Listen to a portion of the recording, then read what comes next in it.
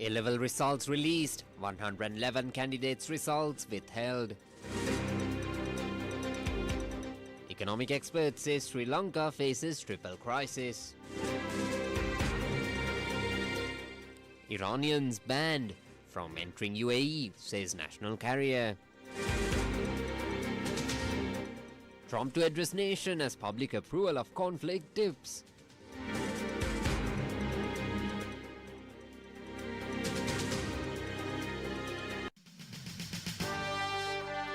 The top story on Gold FM.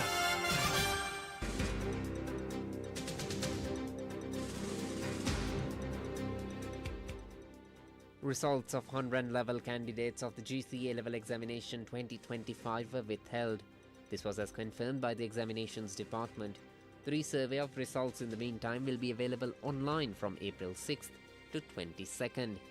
Speaking at a press conference held this morning following the release of the results, Commissioner General of Examinations AKS Indika Kumari Liyanage said that the percentage of girls who have secured university admission is higher than boys. She added that a higher number of boys have passed in the bioscience stream, however. As per the results, Dilan Karunaratna from Royal College Colombo is ranked number 1 from the bio stream. Ishani Manoda from Bandaranaga Central College Vayangudi is ranked number 1 in the biosystem technology stream. Hishan Manigasuri of the Bandaranaga College Gampaha ranked number 1 in engineering, and Muhammad Farhan of Kantakudi Central College ranked number 1 in commerce, while Tevetharan Thirukkumaran of Kilinochi Mahavidyalaya ranked number 1 in the physical science stream. Additionally, practical tests for the 2025 GCO level test are set for late April, while the evaluation process for recent papers entered its second phase today. This is the local news on Gold FM.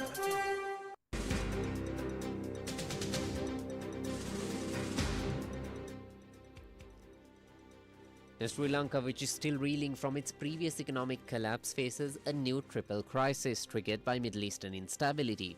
Professor Priyanka Dhanusingh identifies these as a surge in energy costs being the first, a disruption in foreign remittances being the second, and a critical shortage of fertilizer. This following analysis explores the professor's warnings that cost-reflective pricing, a cornerstone of the IMF's extended fund facility, may have hit its ceiling. The professor began by defining the specific external pressures currently threatening Sri Lanka's macroeconomic stability.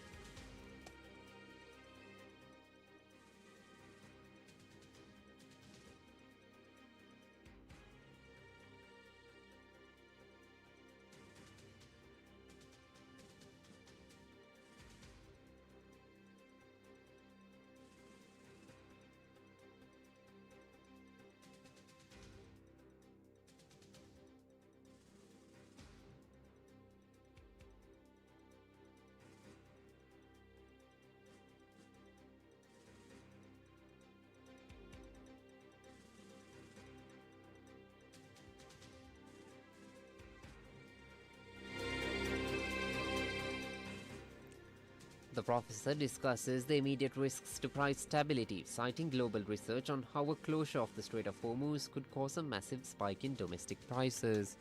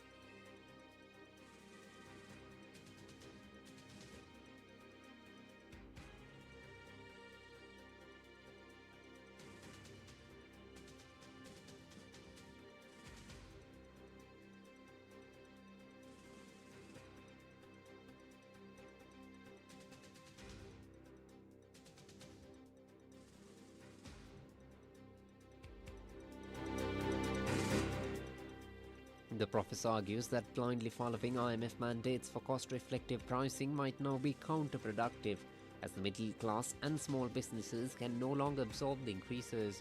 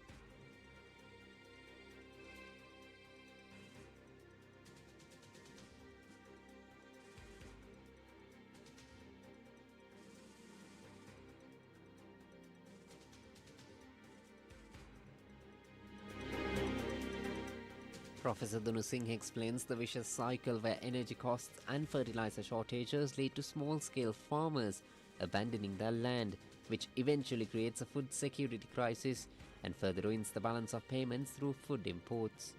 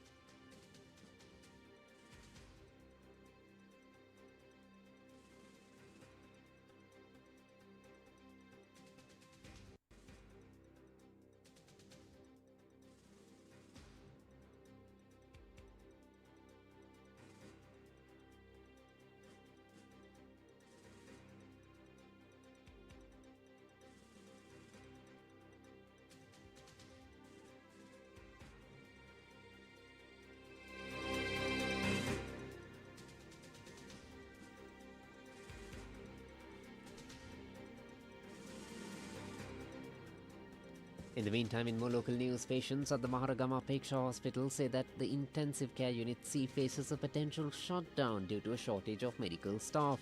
The 4-bed unit currently lacks the necessary medical personnel to remain fully operational.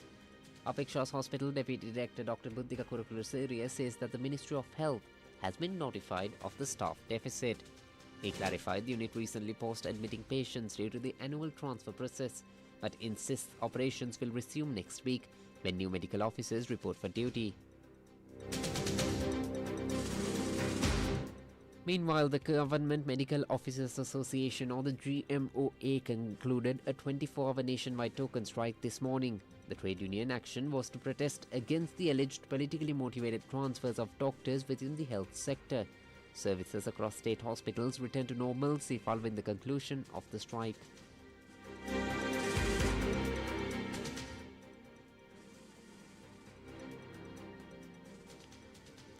The Hirusira Paramita program of the Hiru Media Network for the Pak Full Moon Poya Day is taking place now at the Attanagalla Raja Mahaviharaya. In addition to the sermons and SIL programs, the event is set to host several Buddhist and cultural discussions with religious leaders and academic experts.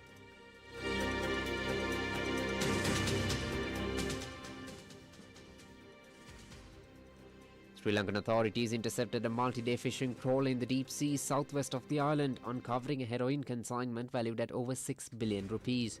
Navy personnel escorted the vessel named Ave Maria to the Covita harbour, where a detailed search revealed 300 kilograms of the illicit substance packed into 298 parcels across 19 bags.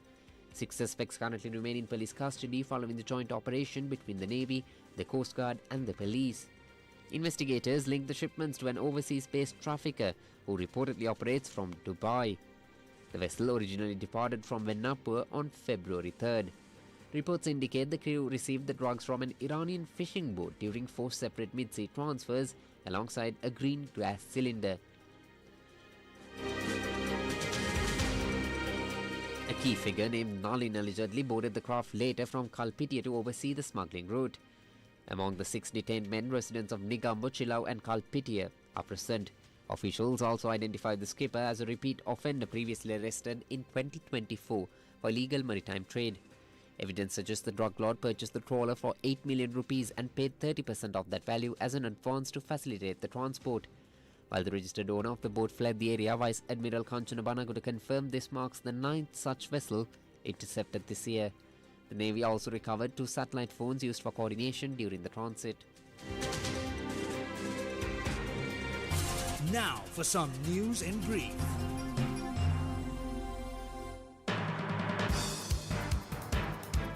All vehicles, irrespective of the last digit of the registration plates, can obtain fuel today under the QR code fuel quota system.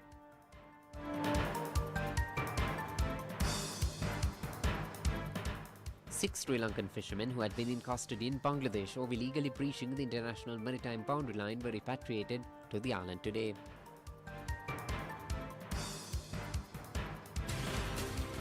The business news on Gold FM.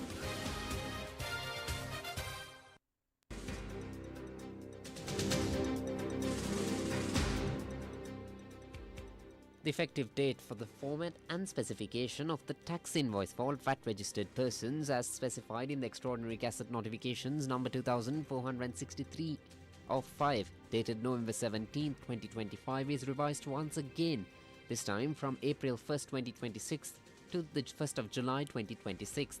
This was confirmed by the Commissioner General of Inland Revenue.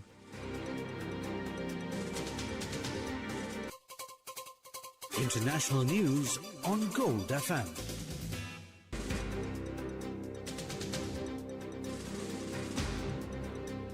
Now, in a sharp escalation of measures against Iranian nationals, the United Arab Emirates has effectively banned Iranians from entering or transiting the country.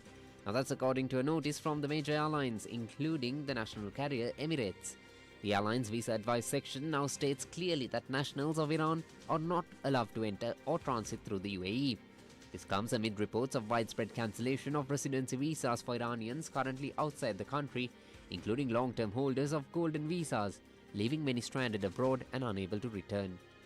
Affected individuals report discovering their permits listed as void in the UAE immigration system when attempting re-entry, with cancellations reportedly expanding since late March, following Iranian missile and drone strikes on Gulf targets.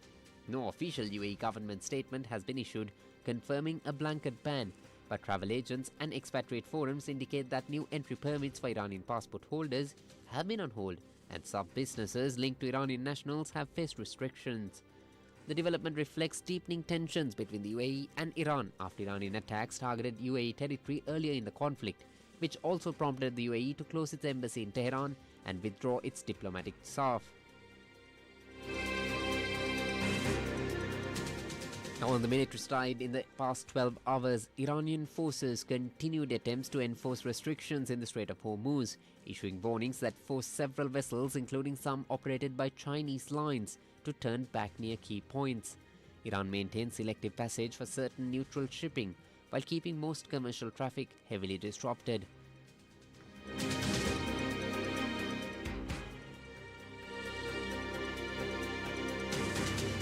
Entertainment news on Gold FM.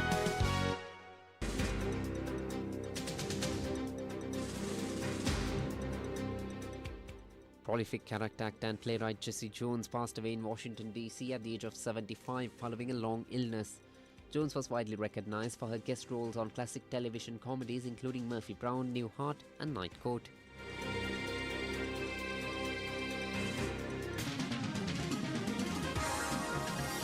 Sports News on Gold FM.